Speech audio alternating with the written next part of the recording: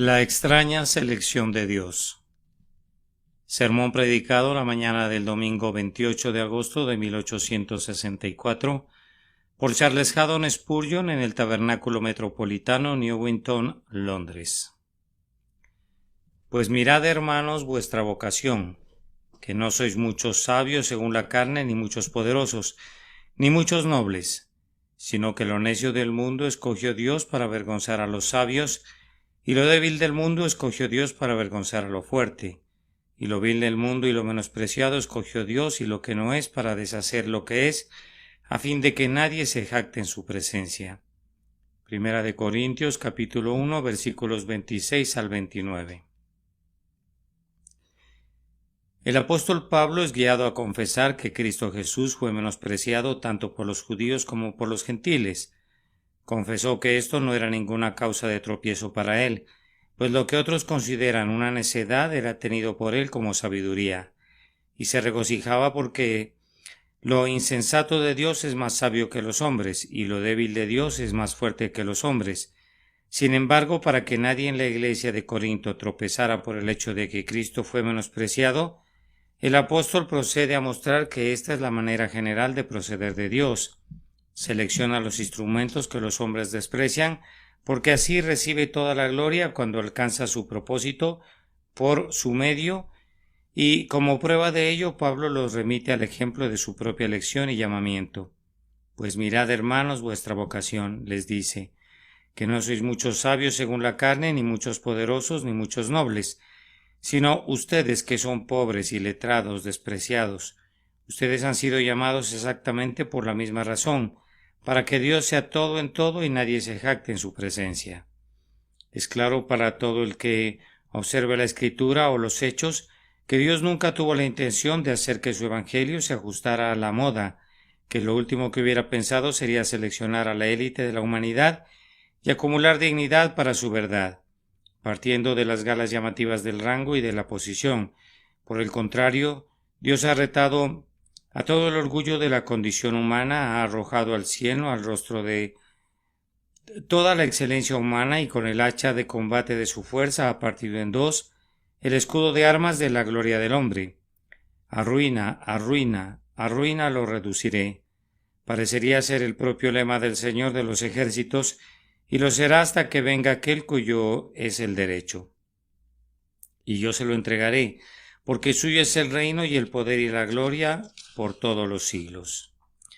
No hay doctrina más humillante en verdad que la doctrina de la elección, y es por esta razón que el apóstol Pablo hace referencia a ella, para que los discípulos de Corinto estuvieran muy contentos para seguir al humilde y menospreciado Salvador, que lleva su cruz, porque la elección de gracia se compone de los humildes y despreciados, quienes por esa misma razón no pueden sentirse avergonzados de seguir a uno que como ellos mismos fue despreciado y desechado entre los hombres.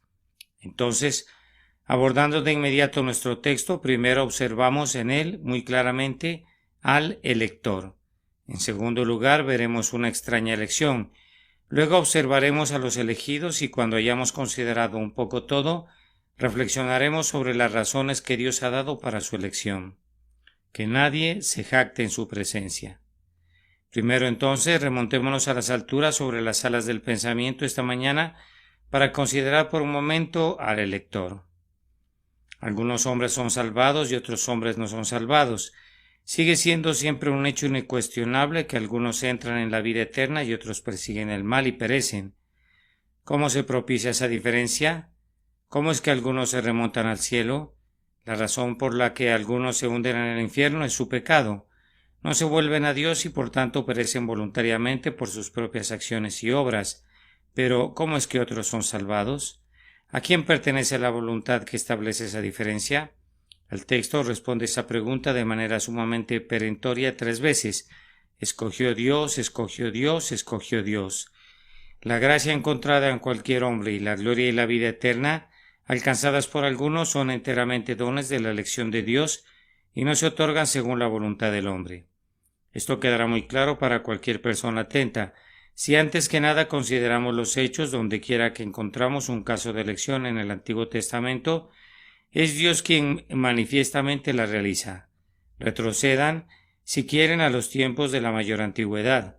Los ángeles cayeron, una multitud de espíritus resplandecientes que rodeaban el trono de Dios y cantaban sus alabanzas, fueron engañados por Satanás y cayeron en pecado. La gran serpiente arrastró consigo a la tercera parte de las estrellas del cielo, cayeron en desobediencia, fueron condenados a cadenas y al fuego eterno para siempre.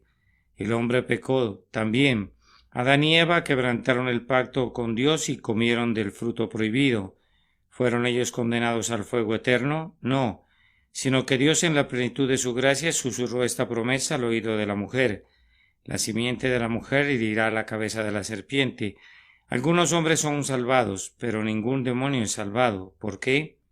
¿Fue el hombre la causa de la diferencia? Silencio, vano fanfarrón que sueñas con tal cosa. Dios mismo es quien testifica. Tendré misericordia del que yo tenga misericordia, y me compadeceré del que yo me compadezca. Fue por una soberanía como esta que el Señor declaró virtualmente: yo me propongo y decreto que de la raza del hombre salvaré a una multitud que ningún hombre puede contar, que serán los vasos de mi misericordia. En cambio, aquellos ángeles que una vez fueron mis siervos me indican el terror de mi justicia y la majestad de mi equidad. Esto no lo cuestiona nadie. Nunca he oído al mayor ultrapelagiano presentar un argumento a favor del diablo. He oído acerca de Orígenes que pareció argumentar que Satanás debería ser incluido en la ley general de la misericordia. Pero muy pocas personas hablan así en nuestros días. Aquí tenemos un ejemplo de elección. Algunos de la raza humana son salvados y algunos de la raza angélica fueron entregados a la perdición para siempre. ¿Quién podría haber efectuado esa distinción sino el propio Jehová? Y debemos decir esto de nuestra raza favorecida: escogió Dios. No nos quedamos perplejos cuando vemos a la misma soberanía discriminatoria obrando entre los individuos de nuestra propia raza. En la época patriarcal todos los hombres, con muy pocas excepciones, estaban sumidos en el paganismo. Había unos pocos patriarcas que, elegidos por Dios, permanecían siendo todavía fieles a la pura adoración del Altísimo. El Señor resolvió adoptar a un pueblo especial que habría de leer los oráculos de Dios y preservar y mantener la verdad, y seleccionó a Abraham como el progenitor de la raza elegida. ¿Eligió Abraham a Dios o Dios llamó y eligió a Abraham? ¿Había naturalmente algo en Abraham que le diera derecho a ser el siervo del Altísimo? Contamos con una prueba muy contundente en la Escritura de que no había nada en Abraham. Por el contrario, es descrito como un sirio digno de perecer, y su raza era como las demás corrompida por la idolatría. Por no decir algo peor, sin embargo, fue llamado a salir del este y fue constituido en el padre de los fieles por la propia voluntad especial de Dios. Permítanme preguntarles, ¿qué había en los judíos para que fueran bendecidos con profetas, con los sacrificios y con los ritos y ordenanzas de la verdadera adoración, en tanto que todas las demás naciones fueron dejadas para que se inclinaran delante de dioses de madera y piedra? Solo podemos decir que Dios lo hizo. Su voluntad separa a la raza de Israel y deja al resto en el pecado. Tomen cualquier caso particular de gracia divina mencionado en el Antiguo Testamento. Por ejemplo, el caso de David. Encontramos que David escogió el trono, que David se seleccionó y se apartó para ser el mensajero escogido por Dios para Israel. ¿Acaso había alguna actitud manifiesta en el menor de los hijos de Isaí? No. Por el contrario, los hombres habían elegido a sus hermanos. Incluso Samuel dijo: de cierto, delante de Jehová estás ungido, cuando vio que se presentó a Abinadab. Pero Dios no mira lo que mira el hombre, y él había elegido al rubio David para ser rey en Jesurún. Así podríamos multiplicar los casos, pero sus propios pensamientos me ahorrarán mis palabras. Todos los hechos del Antiguo Testamento sirven para mostrar que Dios hace lo que quiere con los ejércitos del cielo y entre los habitantes de este mundo inferior. Él abate y ensalza. Él alza del muladar al mendigo y lo coloca entre los príncipes de su pueblo. Escogió Dios y no el hombre. Así que no depende del que quiere ni del que corre, sino de Dios que tiene misericordia. Contemplemos el asunto bajo otra luz. Es claro que la voluntad del Señor tiene que determinar el asunto si consideramos su oficio y posición para con los hombres. El oficio de Dios es un rey. ¿Acaso no hará el rey lo que le plazca? Los hombres establecen una monarquía constitucional y están en lo correcto, pero si se pudiera encontrar un ser que fuera la perfección misma, entonces una forma absoluta de gobierno sería innegablemente lo mejor. De cualquier manera, el gobierno de Dios es absoluto y aunque nunca viola la justicia, pues Él es la santidad y la verdad misma, no obstante considera esta joya de su corona como la más preciada que posee. Yo soy y fuera de mí no hay más. Él nos rinde cuentas de sus santos. A todas las preguntas les da esta respuesta. Mas antes, oh hombre, ¿quién eres tú para que alterques con Dios? ¿Dirá el vaso del barro al que lo formó por qué me has hecho así? ¿O no tiene potestad el alfarero sobre el barro para hacer de la misma masa un vaso para honra y otro para deshonra? La posición absoluta de Dios como Rey, especialmente en la obra de salvación, exige que su voluntad sea la gran fuerza determinante. Expongamos un caso y ustedes lo verán. Un grupo de criminales se encuentra encerrado en prisión y todos sus integrantes merecen la muerte. Su culpa es la misma. Si todos ellos son llevados a la ejecución mañana por la mañana, nadie podría decir una palabra en contra de la justicia. Ahora, si algunas de estas personas fueran perdonadas, ¿quién tendría la jurisdicción para perdonarlas? ¿Acaso sería el propio criterio de ellas?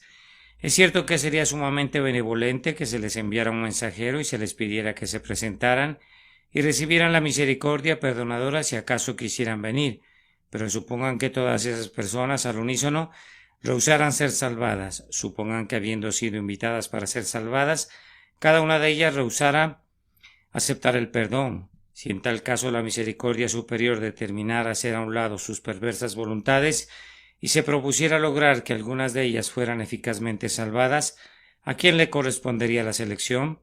Si se les dejara a las personas involucradas, todas ellas insistirían en elegir la muerte en lugar de la vida. Por tanto, sería inútil dejarles la decisión a ellas. Además, dejar el atributo de la misericordia en manos de un criminal sería un modo de proceder sumamente extraño. No, ha de ser el rey el que diga quién ha de ser perdonado por misericordia y quién ha de morir de acuerdo con la norma de justicia. La posición de Dios como rey y la posición de los hombres como criminales exigen que la salvación dependa de la voluntad de Dios y en verdad es mejor que lo dejemos a su voluntad que a nuestro propio criterio, pues Él es más benevolente con nosotros de lo que somos con relación a nosotros mismos. Él está más lleno de amor por el hombre que el hombre mismo.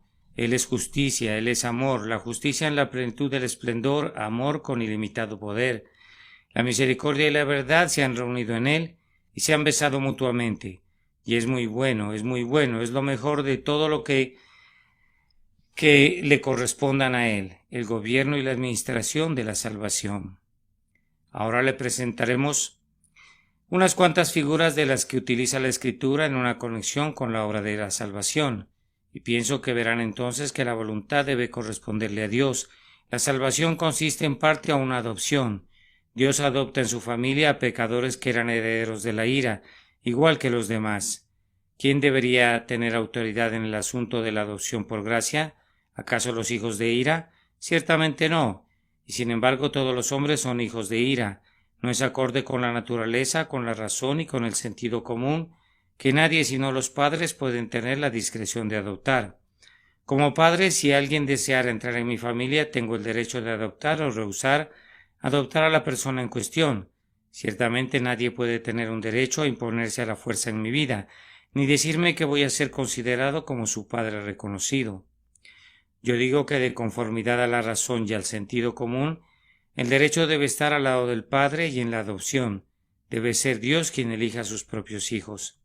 Además, la Iglesia es descrita como un edificio. ¿Sobre quién recae la arquitectura del edificio? ¿Recae en el edificio mismo? ¿En las piedras? ¿Acaso las piedras se seleccionan a sí mismas? ¿Acaso la piedra que está en aquel rincón eligió su lugar? ¿O aquella piedra que está colocada en los cimientos? ¿Acaso seleccionó su propia posición? No. Únicamente el arquitecto dispone de sus materiales elegidos de acuerdo a su propia voluntad. Y así en la construcción de la Iglesia, que es la gran casa de Dios, el grandioso maestro de obras reserva para sí la selección de las piedras y los lugares que ocuparán. Tomen un caso todavía más aparente. La Iglesia es llamada la esposa de Cristo. ¿Acaso alguno de los aquí presentes estaría de acuerdo que le fuera impuesta una esposa? No hay nadie entre nosotros que se rebajaría por un solo instante a renunciar a sus derechos para elegir a su propia esposa. ¿Y acaso Cristo dejaría al azar y a la voluntad humana la decisión de quién habría de ser su esposa? No, mi Señor Jesús, el esposo de la Iglesia ejerce la soberanía de su posición, que su posición le confiere, y selecciona a su propia esposa. Además, se dice que nosotros somos miembros del cuerpo de Cristo. David nos informa que en el libro de Dios estaban escritas todas aquellas cosas que fueron luego formadas, sin faltar una de ellas. Según esto, el cuerpo de todo hombre tiene sus miembros registrados en el libro de Dios. ¿Ha de ser el cuerpo de Cristo una excepción a esta regla? ¿Acaso aquel grandioso cuerpo de divina humanidad, Cristo Jesús el Salvador místico, habría de ser formado de acuerdo a los caprichos y deseos del libre albedrío, mientras que otros cuerpos sustancialmente inferiores tienen sus miembros escritos en el libro de Dios? ¿No debemos soñar así? Sería una plática ociosa y sería desconocer el significado de las metáforas de la Escritura. Me parece claro, de conformidad a las figuras e ilustraciones de la Escritura, que la selección final de los hombres que serán salvados debe corresponderle a Dios. ¿Acaso no es confirmado esto, queridos amigos, por su propia experiencia? Lo es en cuanto a mí. Podría haber algunos que odian esta doctrina. Hay muchos, o al menos podría haber algunos cuyas bocas echan espuma mientras nos oyen hablar así de la soberanía de Dios. Pero yo confieso que toca un resorte secreto de mi naturaleza que me obliga a llorar cuando nada más puede hacerlo. Hay algo en mi conciencia que parece decirme: él tiene que haberme elegido, pues yo nunca habría podido elegirle. Yo estaba resuelto a vivir en pecado, yo era propenso a descarriarme, yo era aficionado a la iniquidad, yo tragaba el mal como el buey bebe su porción de agua, y ahora, salvado por la gracia, ¿me atrevería por un solo instante a imputar esa salvación a mi propia elección? Yo en verdad elijo a Dios muy libremente, muy plenamente, pero debe ser por alguna obra previa realizada en mi corazón que cambio ese corazón, pues mi corazón empedernido nunca habría podido elegirle. Amado, ¿no sientes en este preciso instante que la inclinación natural de tus pensamientos es apartarse de Dios? Si la gracia de Dios te fuera quitada, ¿qué sería de ti? ¿Acaso no eres como el arco que se dobla mientras la cuerda lo mantiene así? Pero si cortaran esa cuerda, ¿recobraría de inmediato su antigua posición? ¿No sucedería así contigo? Si la poderosa gracia de Dios te fuera retirada, ¿no regresarías de inmediato a tus antiguos caminos? Bien, entonces ves claramente que incluso ahora que has sido regenerado, tu naturaleza corrompida no elige a Dios, y mucho menos le habría podido elegir cuando no había una nueva naturaleza que la mantuviera a raya y la controlara. Mi Señor les mira la cara, oh ustedes, pueblo suyo, y les dice: no me elegisteis vosotros a mí, sino que yo os elegí a vosotros. Y cada uno de nosotros siente que Él despierta un eco en nuestros corazones, pues respondemos: sí, Señor. Nosotros no te hemos elegido en nuestro estado natural, pero tú nos has elegido, y a tu libre y soberana elección sea la honra por los siglos de los siglos. Que podamos sentir las influencias presentes del Espíritu Santo mientras reflexionamos sobre la elección misma. El Señor está a punto de elegir a un pueblo que dará honra a la cruz de Cristo. Ellos han de ser redimidos por la sangre preciosa y han de ser, en algún sentido, una digna recompensa por los grandes sufrimientos de Jesús. Observen ahora cuán extraña es la selección que hace. Leo con asombro: pues mirad, hermanos, vuestra vocación, que no sois muchos sabios según la carne, ni muchos poderosos, ni muchos nobles. Si el hombre hubiera podido recibir el poder de elegir, estas serían justamente las personas que habrían sido seleccionadas, sino que lo necio del mundo escogió Dios para avergonzar a los sabios, y lo débil del mundo escogió Dios para avergonzar a lo fuerte, y lo vil y lo menospreciado. Si el hombre hubiera realizado la selección, estas son exactamente las personas que habrían sido dejadas fuera. La selección es muy extraña, muy extraña. Yo creo que incluso en el cielo será objeto de eterno asombro, y excepto por las razones dadas en nuestro texto, nos quedaremos perplejos sin saber por qué pasó por alto, con escarnio divino, los palacios de los encumbrados reyes, y buscó a los de ignoble cuna y a los humildes para hacerlos el objeto de su elección. Observen que, a la par de ser extraño, contiene esta peculiaridad: es directamente contrario a la selección humana. El hombre selecciona a aquellos que serían de mayor ayuda para él. Dios selecciona a aquellos para quienes Él es de mayor ayuda. Nosotros seleccionamos a quienes pueden darnos el mejor retorno. Dios selecciona frecuentemente a quienes más necesitan de su ayuda. Si yo selecciono a un amigo, me inclino hacia él debido a una cierta servicialidad que pudiera encontrar en él. Este es el egoísmo del hombre. Pero Dios elige a su amigo de acuerdo a la servicialidad que él mismo puede rendir al seleccionado. Es exactamente la manera opuesta de seleccionar. Nosotros seleccionamos a aquellos que son los mejores porque son los que más merecen. Él selecciona a aquellos que son los peores porque son los que menos merecen, para que así su selección pueda ser vista más claramente como un acto de gracia y no de mérito. Yo digo que esto es claramente contrario a la forma de seleccionar de los hombres. El hombre selecciona a los más hermosos y a los más agradables. Dios, por el contrario, viendo la negrura y la inmundicia de todo lo que es llamado agradable, no selecciona lo que es llamado así, sino que toma aquello que los hombres encuentran incluso desagradable y lo torna donoso con la donosura con la que Él lo cubre. Extraña selección. Oh Señor, ¿es este el estilo de los hombres? Ustedes observarán que la selección es muy misericordiosa. Oh, cuán misericordiosa en el caso suyo y en el mío. Es misericordiosa incluso en su exclusión. No dice no ningún sabio, sino únicamente dice no sois muchos sabios, de tal forma que los grandes no están completamente excluidos. La gracia es proclamada también para el príncipe, y en el cielo hay unos que en la tierra llevaron coronas de títulos nobiliarios y oraron: cuán bendita es la gracia condescendiente de la elección, que toma las cosas débiles a las cosas necias. Uno pensaría que cuando Dios dijo no al príncipe, debe haberlo dicho para que sea excusado de otorgar misericordia a todo el mundo, pues tenemos el hábito de decir: bien, hemos rechazado al señor fulano de tal, y él es una persona mucho más importante que tú, por tanto no puedo darte el favor a ti. Vamos, el rey me pidió ese favor y no quise hacérselo. ¿Piensas que lo haría por ti? Pero Dios razona de otra manera. Él pasa por alto al rey a propósito para reunirse con el mendigo. Él deja al noble para tomar al vil y pasa por alto al filósofo para recibir al necio. Oh, esto es extraño y sobrepasa lo extraño, es maravilloso, hemos de alabarle por esta gracia portentosa. Oh, cuán alentador es esto para nosotros esta mañana. Algunos de nosotros no podemos jactarnos de ningún linaje distinguido, no tenemos grandes conocimientos, no tenemos riquezas, nuestros nombres son todos desconocidos para la fama, pero oh, qué gran misericordia. A él le ha agradado elegir a tales entes necios como nosotros, a tales criaturas despreciables como nosotros mismos, a tales cosas que no son para deshacer las cosas que son. Para no pasar todo el tiempo esta mañana simplemente señalando esta extraña selección y sorprendiéndonos ante ella, nos bastará observar que cada cristiano que se descubre elegido considerará su propia elección como la selección más extraña que se haya hecho.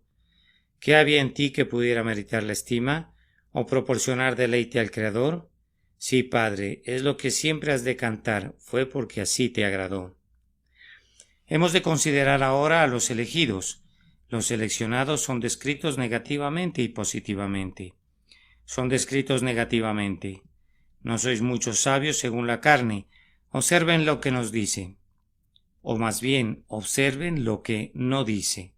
No sois muchos sabios simplemente, sino no sois muchos sabios según la carne, porque Dios ha elegido ciertamente sabios, puesto que todo su pueblo es hecho verdaderamente sabio, pero son sabios según la carne aquellos que Dios no ha elegido.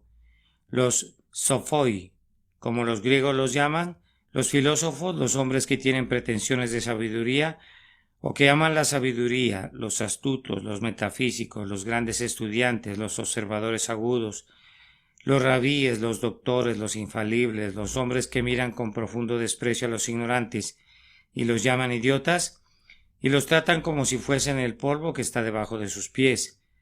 Estos no son seleccionados en grandes números. Es extraño, ¿no es cierto? Y sin embargo se aduce una buena razón. Si fuesen elegidos, entonces dirían: ah, ¿cuánto nos debe el Evangelio? ¿Cuánto le ayuda nuestra sabiduría? Si los primeros 12 apóstoles hubieran sido 12 doctores o 12 sabios, todo mundo habría dicho, vamos, por supuesto que el Evangelio era poderoso.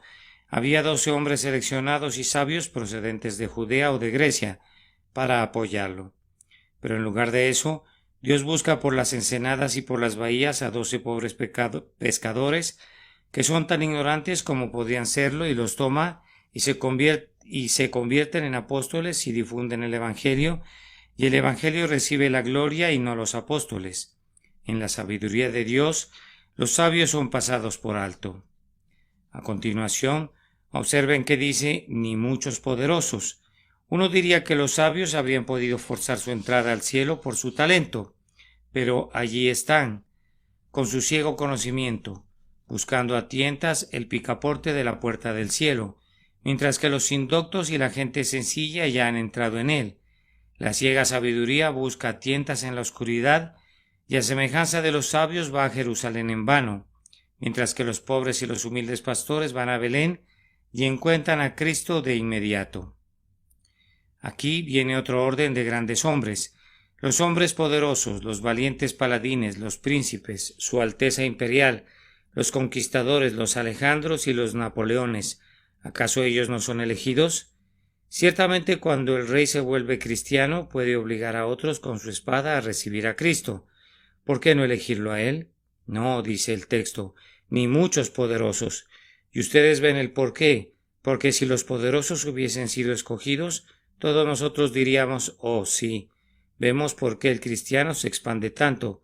Es el buen temple de la hoja de la espada y la fortaleza del brazo que la ablande. Todos nosotros podemos entender el progreso del islamismo durante sus primeros 3 siglos. Hombres como Ali y Khaled estaban dispuestos a eliminar a naciones enteras, y arremetieron contra cientos y eran intrépidos en la batalla. Y fue solo cuando se enfrentaron a hombres tales como nuestro Ricardo Corazón de León que el islamismo fue repelido por algún tiempo. Cuando la espada chocó con la espada, entonces los que la tomaron perecieron a espada. Cristo no escogió a ningún guerrero. Uno de sus discípulos usó una espada, pero fue para un muy pobre efecto, pues únicamente cortó la oreja de un hombre, y Cristo la tomó y la sanó, y eso puso término a la lucha del pobre Pedro. De tal manera que la gloria de las conquistas del Señor no depende de los valientes. Dios no los ha seleccionado. Luego dice el apóstol, ni muchos nobles, con lo que quiere decir aquellas personas con un gigantesco árbol genealógico que desciende a lo largo de una línea de príncipes, de los lomos de los reyes con sangre azul en sus venas, ni muchos nobles, pues se habría podido pensar que la nobleza selló al Evangelio con su prestigio. Oh, si no ha de sorprender que el Evangelio se extienda cuanto mi señor tal y el duque de tal se inclinan ante él. Sí, pero pueden ver que hubo pocos de ellos en la iglesia primitiva. Los santos de las catatumbas eran hombres y mujeres pobres y humildes, y es un hecho muy memorable que entre todas las inscripciones de las catatumbas de Roma, escritas por los primeros cristianos, hay muy pocas que ostentan una ortografía apropiada. Casi todas ellas muestran una gramática tan deficiente como su ortografía, una clara prueba de que fueron grabadas allí por hombres pobres, indoctos, ignorantes, que eran en aquel entonces los defensores de la fe y los verdaderos conservadores de la gracia de Dios. Tenemos de esta forma el lado negativo, ni los sabios, ni los poderosos, ni los nobles. Pero ahora veremos el lado positivo, y necesito que presten una cuidadosa atención a la expresión usada por el apóstol, sino que a los necios del mundo escogió Dios. No, no dice eso, sino que lo necio del mundo escogió Dios, como si los escogidos del Señor no fueran por naturaleza lo suficientemente buenos para ser llamados hombres y fueran únicamente cosas, como si el mundo los mirara con tal desprecio que no decía ¿quiénes son estos hombres?, sino que ¿quiénes son estas cosas?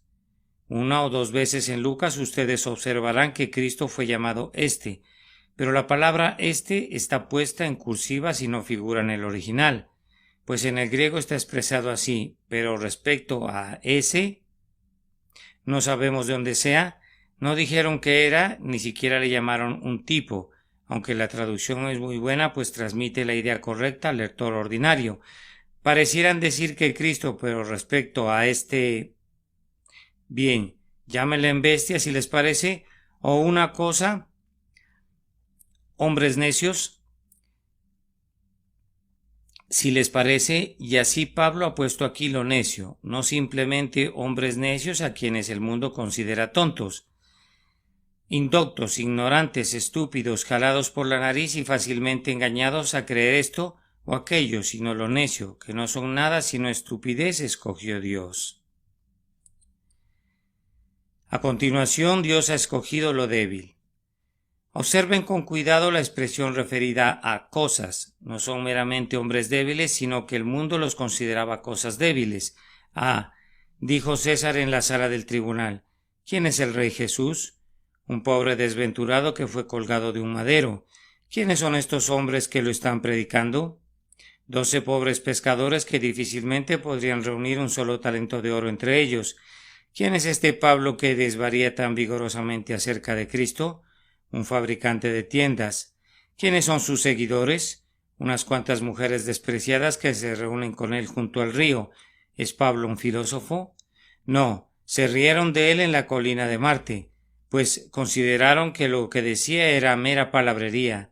Sin duda César pensó que ellos eran demasiado insignificantes para ser dignos de su atención, pero lo débil es lo que Dios ha escogido. Observen la siguiente descripción, lo vil. La palabra utilizada allí significa cosas sin genealogía, cosas desposeídas de un padre, cosas que no pueden rastrear su ascendencia, nadie como Sir Harry, nadie como el muy honorable. Está emparentado con ellos, su padre fue un don nadie y su madre no era nada. Así eran los primeros apóstoles, eran lo vil de este mundo y sin embargo Dios los escogió. Y si esto no bastara, está escrito lo menospreciado, lo escarnecido, lo perseguido, lo acorralado, o lo que es tratado con lo que es todavía peor, con indiferencia, que es peor que el escarnio. No son dignos de ser advertidos, son necios que no vale la pena considerar, pásalos por alto y no les hagan caso, y sin embargo Dios los eligió.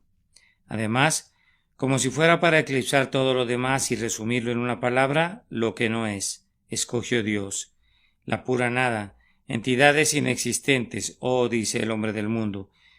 Sí, acabo de enterarme que hubo una cuadrilla de fanáticos de este tipo, dice otro. Yo nunca oí acerca de ellos. No me junto nunca de ninguna manera con un conjunto tal de gente vulgar y de bajo nivel. ¿Tuvieron alguna vez un obispo entre ellos? ¿Un reverendísimo padre en Dios? No, nada de ese tipo, amigo. Ellos son necios, viles, insignificantes, despreciados. El mundo, por tanto, los rechaza. Sin embargo, dice Dios, yo los escojo. Ellos forman el pueblo que Él elige precisamente. Ahora observen que eso fue válido en los días de Pablo y es válido ahora, pues la Biblia no cambia con el pasar de los años y en 1864 Dios selecciona a las cosas que son menospreciadas de igual manera que lo hizo en el año 64 y todavía hará que el mundo sepa que quienes son ridiculizados y tildados de fanáticos, considerados locos y perversos, son después de todo sus elegidos seleccionados para Dios y para su verdad, para conformar el ejército sacramental de los elegidos y para ganar para Dios la batalla del último día. No nos avergonzamos de gloriarnos en esto, que Dios selecciona las cosas que son menospreciadas. Podemos tomar nuestro lugar con el pueblo despreciado de Dios, esperanzados de participar en la elección de su gracia soberana. Para concluir, se tienen las razones por las que Dios ha seleccionado a este pueblo. Se nos proporcionan dos razones. La primera es la razón inmediata, la segunda es la razón última. La primera o razón inmediata está contenida en estas palabras, sino que lo necio del mundo escogió Dios para avergonzar a los sabios, y lo débil del mundo escogió Dios para avergonzar a lo fuerte, y lo vil del mundo y lo menospreciado escogió Dios y lo que no es para deshacer lo que es. Observen entonces que la razón inmediata es primero para avergonzar a los sabios. Que un sabio avergüence a otro sabio es algo notable, que un sabio avergüence a un necio es algo muy fácil, pero que un necio avergüence a un sabio, dedo de Dios es este. Ustedes saben lo que sucedió con los apóstoles. Un filósofo escuchó a Pablo y cuando le hubo oído le dijo, no hay nada de sustancia en ello. Es una perfecta necedad, un montón de ideas sin valor de principio a fin. No hay necesidad de que nos molestemos en responder eso. Transcurrieron los años y cuando el filósofo se estaba llenando de canas y esa pestilente herejía del cristianismo se estaba expandiendo por todos lados, Su propia hija fue convertida e incluso su esposa solía salir a hurtadillas por la noche para asistir a la asamblea secreta. El filósofo no se podía explicar esto. Me sorprende, decía, que yo demostré hasta la saciedad que todo era una estupidez y sin embargo esta gente se aferra a eso. Yo respondí a todos sus argumentos, ¿no es cierto? Y no solo respondí e impugné, sino que establecí mis argumentos de tal manera que yo pensé que había puesto fin a esa necedad por completo, y ahora la veo aquí en mi propia casa. Algunas veces el filósofo tenía lágrimas en sus ojos y decía: lo siento en mi propio corazón, me ha derrotado, me ha avergonzado. Yo podía hacer silogismos y racionalizar y vencer al pobre de Pablo, pero Pablo me ha derrotado. Lo que yo consideré una necedad ha avergonzado mi sabiduría. En unos cuantos siglos después de la muerte de Cristo, la religión cristiana se extendió por todo el mundo civilizado, mientras que el paganismo, que tenía toda la filosofía del Oriente y del Occidente, para apuntalarlo cayó en el desprestigio y fue objeto de escarnio. Además, Dios ha escogido lo débil para avergonzar a los fuertes. Oh, decía César, pronto erradicaremos este cristianismo y le cortaremos la cabeza. Los diferentes gobernadores se apresuraron a matar a los discípulos, uno tras otro, pero entre más los perseguían, más se multiplicaban. Los procónsules tenían órdenes de destruir a los cristianos. Entre más los cazaban, más cristianos había, hasta que por fin los hombres presionaban al tribunal solicitando que se les permitiera morir por Cristo. Inventaron tormentos, arrastraban a los santos atados a las patas de caballos salvajes, los colocaban sobre parrillas recalentadas al rojo vivo, los despellejaban quitándoles la piel de pedazo a pedazo. Fueron aserrados y partidos en dos, fueron envueltos en pieles y embadurnados con alquitrán y colocados por las noches en los jardines de Nerón para ser quemados. Los abandonaban en calabozos hasta que se pudrieran. Eran convertidos en el espectáculo de los hombres en el anfiteatro. Los osos los trituraban hasta la muerte. Los leones los destrozaban, los toros salvajes los lanzaban al aire con sus cuernos, y sin embargo el cristianismo se expandió. Todas las espadas de los legionarios que habían puesto en huida a los ejércitos de todas las naciones y habían derrotado a los invencibles galos y a los salvajes britanos no pudieron oponerse a la debilidad del cristianismo, pues la debilidad de Dios es más poderosa que los hombres. Si Dios hubiese escogido a los fuertes, se hubieran dado la vuelta y habrían dicho: Dios es deudor de nosotros. Si hubiese elegido a los sabios, habrían dicho: Dios, nuestra sabiduría, lo ha logrado. Pero cuando selecciona a los necios y a los débiles, ¿dónde estás tú ahora, filósofo? ¿No se ha reído Dios de ti hasta el escarnio? ¿Dónde están ustedes ahora, oh espada y lanza? Oh hombre fuerte que las blandiste, ¿dónde estás ahora? La debilidad de Dios te ha derrotado. Se dice que Él escogió lo que no es para deshacer lo que es. Deshacer lo que es más avergonzarlo. Lo que es, ¿qué eran ellos en los días de los apóstoles? Júpiter, sentado en su excelso trono, sostiene los rayos en su mano. Saturno está reclinado como el padre de los dioses. Venus deleita a sus adoradores con sus placeres lascivos. La casta Diana toca su cuerno. Aquí viene Pablo con el único verdadero Dios y Jesucristo a quien ha enviado. Él representa lo que no es. La herejía del cristianismo es tan despreciable que si se hubiera hecho una lista de las religiones de los diferentes países, el cristianismo habría quedado fuera del catálogo. Pero vean el resultado. ¿Dónde está Júpiter ahora? ¿Dónde está Saturno? ¿Dónde está Venus y Diana? Excepto como nombres clásicos en los diccionarios de los estudiosos, ¿dónde están todos ellos? ¿Quiénes se inclinan delante del santuario de Ceres en el día de la cosecha? ¿O quién eleva sus oraciones a Neptuno en la hora de la tormenta? Ah, se han ido. Las cosas que son han sido deshechas por las que no son. Hemos de reflexionar que lo que es válido en los días de Pablo es válido para hoy. El año 1864 verán repetidos los milagros de los tiempos antiguos. Las cosas que son serán deshechas por las cosas que no son. Vean el tiempo de Wycliffe. Las cosas que son eran las santas cruces en cada iglesia. San Winfrid, Santo Tomás de Canterbury son adorados por todas las multitudes de ingleses. Allí viene mi señor el arzobispo a través de las calles, por allá el papa, es adorado por miles, y está la Virgen, que es adorada por todos. ¿Qué veo? Un monje solitario en Lutherworth comienza a predicar en contra de los frailes mendicantes, y a predicar contra ellos descubre la verdad y comienza a predicar que Cristo es la única base de la salvación y que quienes confían en Él son salvos. Bien, era una cosa tan despreciable que al principio no se preocuparon por perseguirle. Es cierto que al final le presentaron delante de, entre comillas, su gracia en San Pablo, pero allí estaba un hombre fuerte, un tal John Hogan, que se presentó con él y dijo un par de palabras a su áspera manera, y se le permitió a Wycliffe sentarse, y aunque condenado regresa a su parroquia de Lutherworth. Lo que no era digno de ser abatido por sangre, se extinguiría solo. ¿Acaso se extinguió? ¿Dónde están sus santos crucifijos hoy?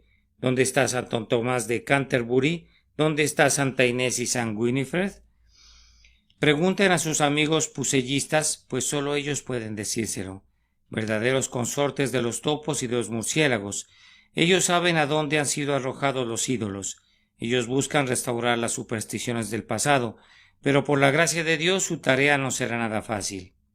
El presente sistema de superstición inglesa, con su regeneración por agua, su gracia bautismal, sus confirmaciones y su otorgamiento de gracia por medio del pan y del vino, aunque sean atacados por quienes son cosas que no son, dejarán de ser, y la verdad como es en Jesús y la pura fe simple que nadie es un sacerdote distintivamente sobre sus semejantes, sino que cada cristiano es un sacerdote para Dios, y la pura verdad que ninguna agua necesariamente trae el Espíritu de Dios con ella, y que ninguna forma exterior ni los ritos contienen ninguna virtud aparte de la fe de aquellos que lo reciben.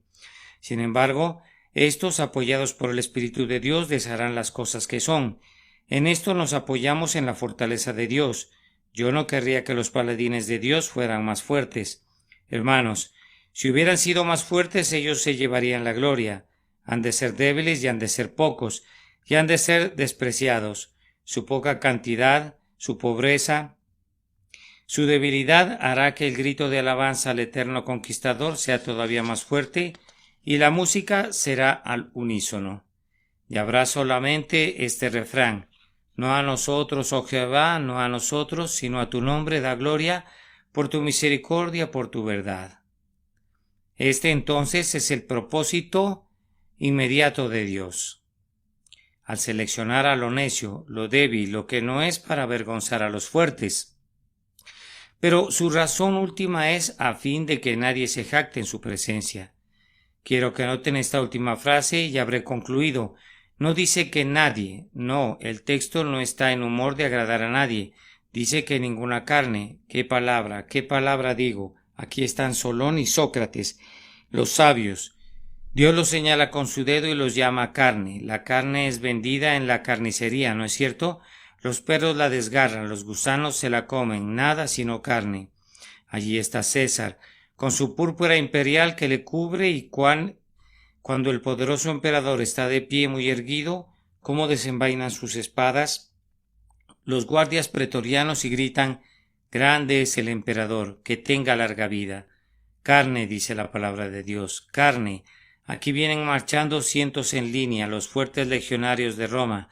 ¿Quién podría enfrentarse contra las puntas de sus adargas? Carne, dice la palabra, carne. Aquí hay hombres cuyos progenitores eran de un linaje real y cuyos abuelos eran de rango imperial, y ellos son descendientes de una larga línea de honor. Carne, dice Dios, carne, nada sino carne, alimento de perros, alimento de gusanos, cuando así lo quiere, a fin de que nadie se jacte en su presencia. Vean entonces que Dios pone su sello sobre nosotros, indicando que no somos nada sino carne, y Él selecciona la carne más pobre y la carne más necia y la carne más débil, para que toda otra carne que es únicamente carne y únicamente hierba vea que Dios derrama su desprecio sobre toda ella y no acepta que ninguna carne se jacte en su presencia. Ahora, ¿cuál es tu espíritu esta mañana en cuanto a este tema? ¿Das coces contra él? ¿Acaso dices que no puedes soportarlo? Me temo que quieres jactarte en la presencia de Dios. Tu visión de las cosas y la visión de Dios de las cosas difieren, y por tanto necesitas tener un nuevo corazón y un espíritu recto.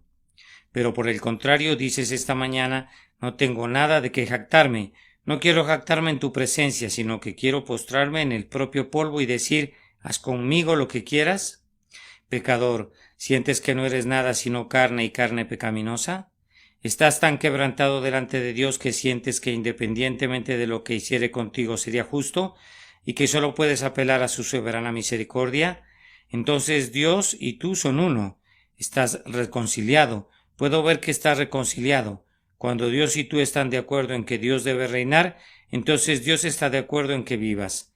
Pecador, toca el cetro de su gracia. Jesús crucificado está delante de ti ahora y te pide que le mires y que vivas.